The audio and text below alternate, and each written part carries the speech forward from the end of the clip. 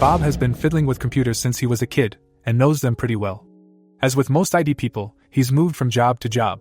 The employer he worked for was a service/distribution company, and there were 2 IT employees. The company was located in Ontario, Canada. About 3 years ago, Bob's employer decided to modernize their software.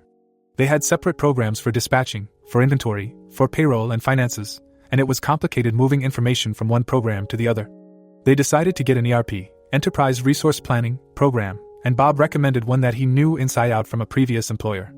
For those of you who don't know, an ERP program handles everything: purchase orders, sales, inventory, personnel, vendors, customers, all of it.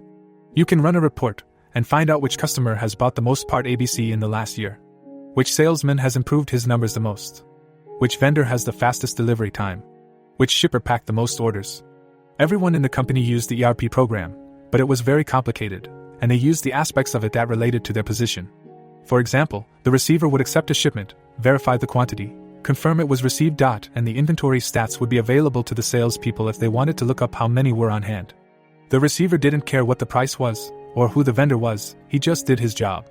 Bob was run ragged during the implementation process, but he managed to train most of the employees on their aspects, and after a few months, everything was running fairly smoothly.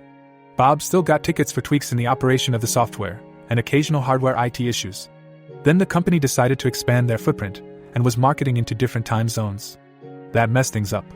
Atlantic Canada is 90 minutes early, so if someone sent an email, or an order at 8 a.m. their time, it would arrive at 6:30 a.m. Ontario time. Pacific Canada is 3 hours late, so an email sent at 3 p.m. Vancouver time would arrive at 6 p.m. This stretched out the day, so many staff came in early and worked late. Bob would arrive at 8 a.m. and there would be people that demanded his immediate assistance, and were annoyed that he didn't respond instantly, even though their request was submitted before his start time.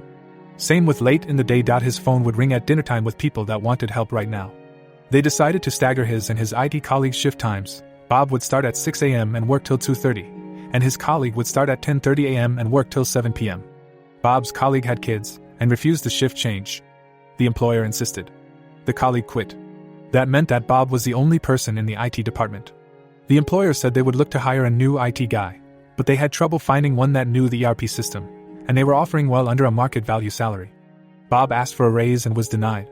Then he wanted overtime, and the employer told him that as an IT specialist, he was exempt from overtime laws in Ontario. Bob looked it up, and the employer was correct. This went on for some time, and he knew lots of IT people socially. They told him what the company was offering, and Bob knew that they wouldn't find another tech. Things went downhill from there. Bob would get chewed out if he missed a call or an email, no matter what time it came in. He had to train new hires in the ERP system, as well as take care of the hardware. He asked repeatedly for better compensation, and was denied, so he planned to get a new job. Now here's the revenge. Bob had access to the entirety of the ERP program. When a user signed in, the time was logged, and even if they didn't sign out, after 15 minutes it would log them out anyway. Everyone in the company was on salary, and many of them came in early and stayed late. Ontario labor law states that even salaried workers are entitled to overtime after 44 hours a week, unless they were managers or supervisors. So Bob jumped into the program and ran a report for each employee that wasn't a manager, all the way back to when the ERP program was started. Then he reached out to an employment lawyer and got the okay to refer employees to him. Bob lined up another job, and after he left, every employee in the company got an email with an Excel sheet showing the hours they had put in past 44 hours a week. The subject line said, "You're legally entitled to overtime pay." In the body of the email was the lawyer's name. The shit hit the fan. Almost every employee authorized the lawyer to negotiate with the company on their behalf, and the company had to pay a ton of money. All the company had to do was pay Bob for the extra work he put in. Instead, they had to pay almost everyone. Story 2. Landlord screwed with the wrong tenant for too long. We'll start off by noting that I spent about 2 decades working in security. During that time I worked many different types of security in many different locations. The one that matters for this story was time spent in the rental housing tribunal in a major city, as a kind of bailiff. For those not knowing what that is, think a courtroom, in a major city anyway. In a smaller town it'll probably be an event room in a hotel or community center, as you'd see on TV but with less formality, and an adjudicator instead of a judge. They functionally are the same thing to landlords and tenants, but they definitely aren't the same thing. This place exclusively deals with landlord and tenant disputes, and is the only place to resolve landlord and tenant disputes. Note that I wasn't a bailiff, and it wasn't a court, but these terms mostly accurately describe the situation and my place in it. For 2 years I worked at the rental housing tribunal. It was early in my time in security. I was 18-20-ish. Being as it was a major city, the sheer number of cases I sat through was beyond my ability to count. I saw everything there was to see. Noon is capable of surprising me with a story because I've seen them all. In detail, as a side duty of mine was to ensure all parties had copies of all evidence being presented. I did a lot of photocopying, and always read/inspected everything I copied to ensure nothing got cut off or made illegible. By the time I stopped working there I probably knew the way everything worked well enough to be an adjudicator myself. Well, no, obviously not. But I'm certainly in no need of a lawyer either should I ever have need to go there. I also had intimate knowledge of how the system worked beyond the actual rules. Like, for example, adjudicators would always give a little leeway to anyone representing themselves over someone who had a lawyer. Or how pissed off adjudicators would get when a party was speaking out of turn. Seriously, do not do that. Skip forward almost a decade. I left the city and am in a fairly large town in the same province, same tenant laws. I have a few roommates in a decently sized townhouse. We get along well. But there's a problem. Only I can write checks, and our paydays don't line up. So I'm the one who pays the rent, and I usually can't do it on the first because roommates don't usually all pay in time. We advise the landlord we might be a day or two late, but we'll always have it by the third at the latest. They have no problem with it at all. I spoke to them myself. For about a year this works fine. No complaints from landlord because even if we're often a day or two late, we always pay. We're also fairly quiet and don't damage the property. Nearly model tenants. I do not actually have any idea why, but one day this changed. I suspect a different person in the company started overseeing the region. One day, suddenly we got a summons to the rental housing tribunal, hereafter to be referred to as RHT, on the 2nd of the month for failure to pay rent. This doesn't actually lead to a case because we paid the same day. But now we have to pay the application fee the landlord paid in order to serve the summons. I bitched to the neighbor who was also the superintendent, and eventually heard back that their contact at the company was now demanding first of the month no exceptions. Well, that really didn't work for us, so we probably had to pay that fee 15 to 20 times over the next 2 years. I could have gone to tribunal over it, but we were technically without a leg to stand on and I knew it. Maybe if I went enough times I can ding them for harassment, but I don't have time for that and my roommates don't care. After being split between us all, the fee wasn't enough deterrent to change our behavior, so we accepted it. If this was the only issue, there wouldn't be much story though. At around the same time the rent leeway vanished, so did mandatory maintenance.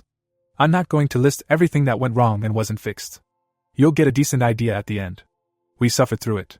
We were all working too many hours at shit paid to be able to actually do anything about it. We adapted. But after about 2 years it broke. Everyone but me up and moved out for various reasons within a 4-month period. I'm not going into any details on my roommates at all because things kinda exploded for a couple different reasons outside of this.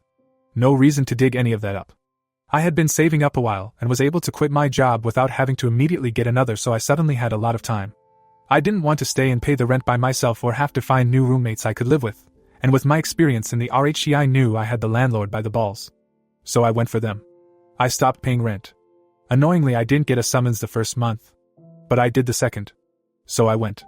With a meticulously documented plethora of evidence of failure to maintain the property and entering the property without formal notice. I had a copy for the landlord and a copy for the adjudicator. I know from experience that technically you're supposed to give the other party the evidence before the tribunal, but I also knew about that leeway an adjudicator gives to those who represent themselves. So I didn't give the landlord the evidence until our case came up, 100% total ambush. They argued they were ambushed, but the adjudicator just dismissed the case, dressed me down a little, and told me to file my own summons as I should have done. This was the petty revenge. The landlord and lawyer drove 3 hours to get there, for nothing. Worse than nothing. I filed my own summons, and the big day shows up. It's been about 4 months of me not paying rent at this point. I'm prepared to if I lose, but I don't think I'm going to lose. The whole thing could not have gone better. I had 20 to 30 pages of evidence and 20-odd photographs. They had nothing. They had no actual defense for our water heater being out for 6 months or us not having a fridge for a year, just to mention 2 severe issues. Their entire defense rested on us being late for rent, which actually worked against them once that led to the adjudicator learning how many times we paid the application fee, and lies that had no evidence to support them. They even talked over me a few times, and I saw in his eyes the one time I opened my mouth to protest during their turn to speak but forced myself to shut up with every gram of willpower I had, so only a squeak came out. The adjudicator respected me. He had no respect for the landlord. I had won on every possible front. The only question was how much. It was more than I'd ever seen. I got 9 months of free rent, and the landlord was ordered to have everything fixed before the next month was over or I'd get more. I gave notice I was leaving at the end of the 8th month and left at the end of the 9th. Because the landlord had never renewed the lease, I didn't have to give him the 3-month notice the lease specified. If you want a figure to put to it, I basically got a $13,000 judgment in my favor, adjusted for inflation and rounded. I also made the landlord and lawyer drive 3 hours, twice, only to lose. The landlord's face was so red at the end I thought he'd have a heart attack. He didn't though. By Mark. Edit to clarify a few things based on questions. I also want to add, for those good landlords out there, I do feel you. My time in the RHT was eye-opening. For every bad landlord there are 10 bad tenants easily. There's a massive debate of debates to have over the whole thing. I'll only say that I do sympathize with the good landlords out there.